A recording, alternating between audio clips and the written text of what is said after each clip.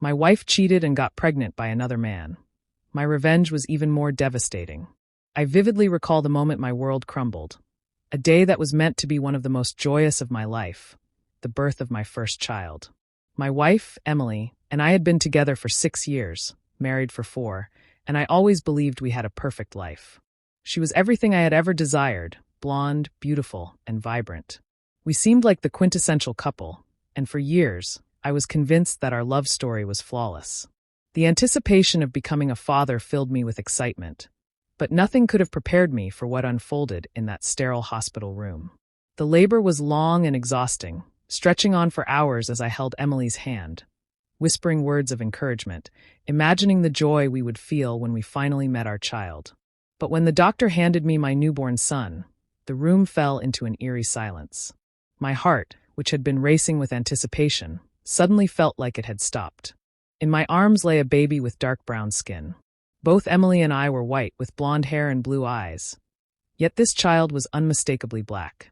I looked around desperately, hoping I was mistaken or that a mix-up had occurred. The nurses exchanged uncomfortable glances, and the doctor avoided my gaze, seemingly sensing the storm brewing within me. My mother, waiting anxiously outside, peeked in and gasped at the sight. I turned to Emily, still recovering from labor, but she wouldn't meet my eyes. Her expression betrayed a truth I was not yet ready to accept. "What is this?" I whispered, my voice barely audible over the beeping monitors. Emily's face drained of color. Her lips parted as if she wanted to speak, but no words came. The truth was written all over her face. I wasn't the father. My heart pounded as if the ground had been pulled out from under me.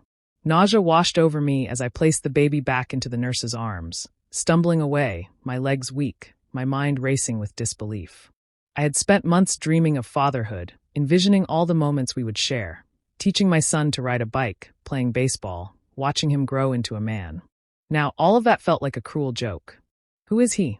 I managed to choke out, my voice strained with emotion. Emily began to cry, her tears falling freely as she mumbled about a mistake, insisting she hadn't meant for this to happen. But I wasn't interested in excuses. "Who is he?" I demanded again, my voice rising.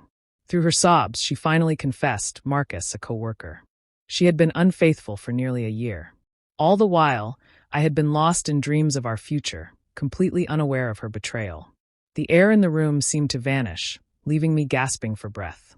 That night, I walked out of the hospital without signing the birth certificate. That child, with his unfamiliar features, wasn't mine. I could have left entirely, allowing the divorce to unfold while Emily faced the repercussions alone. But that didn't feel sufficient. I wanted her to experience the same depth of pain I felt. The shattering of trust, the loss of the future we had planned. For the next few weeks, I feigned forgiveness, telling her we could reconcile, that perhaps we could rebuild. She believed me, thinking that her tears and pleading would be enough to mend what she had destroyed. Meanwhile, I was strategizing my escape. I hired the best divorce attorney I could find, someone ruthless. I gathered every piece of evidence I could, texts, emails, messages from her friends mocking my ignorance, celebrating her infidelity. I documented everything meticulously to ensure I had a solid case. Then I struck. One morning, Emily woke to find all my belongings gone. The house was sold. The bank accounts were drained. Her cherished car was repossessed. She was left with nothing, no job, no savings, and Marcus had vanished the moment he learned she intended to keep the baby. To seal her downfall, I exposed her infidelity to everyone she cared about. I sent copies of her messages to her family, friends, even her workplace. The sweet, innocent woman they believed her to be was revealed as a liar and a cheater. Now a single mother, abandoned by the man she had betrayed me for, she had nothing left. I remember the satisfaction I felt as I watched her world implode. She called me, begged to talk, pleaded for help. But I let her calls go unanswered. I had no desire to offer her anything but the silence she deserved. Months passed, and I moved on, rebuilding my life, finding someone new, leaving the past behind as if it had never existed. I thought I had closed that chapter for good. But then, one day, I saw Emily at a grocery store. She looked different, exhausted and drained, her skin pale, her once perfect hair unkempt.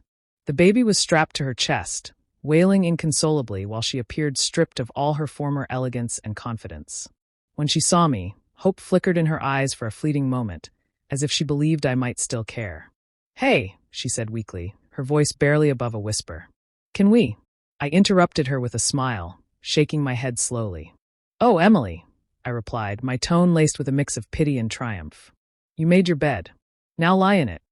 With that, I walked away, leaving her standing there, a shadow of the woman I once knew, consumed by the consequences of her choices.